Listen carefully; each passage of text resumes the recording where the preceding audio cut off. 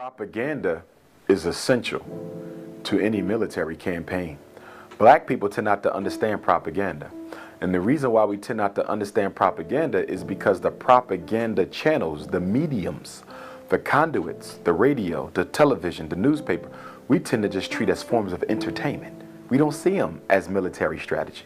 When there's a movie depicting black people in a negative image, when there's caricatures in the newspaper making jokes about black people, we tend to just see it as political entertainment. We don't see it as laying the foundation before the storm.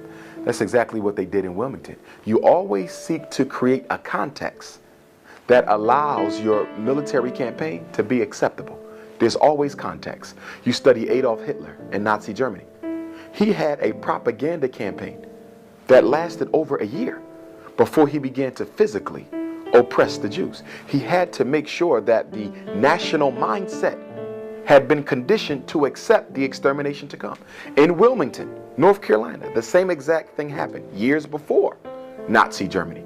Through the magazines, through the radio, through word of mouth, through stage play, they created negative images of black people in the minds of white folk in case there were any liberals who would have been against what they were going to do.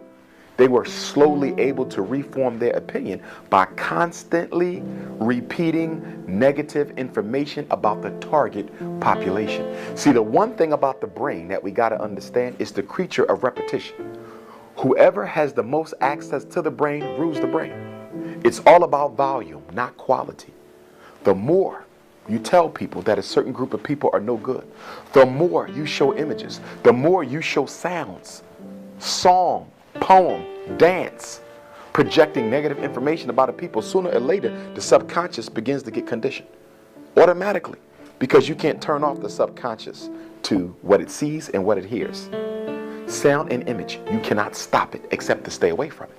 So sound and image are critical to any propaganda campaign because they help lessen the defenses of anyone who may be against what you're trying to do.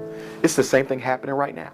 There is a direct assault on the image of the black man and woman internationally.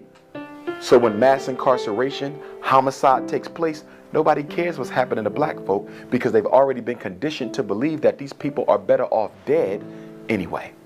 So propaganda is the first stage of military warfare. Right now, we're being set up for another extermination campaign. It's going to be worse than what went on in Wilmington, Tulsa, Charleston, Rosewood. It's going to be worse.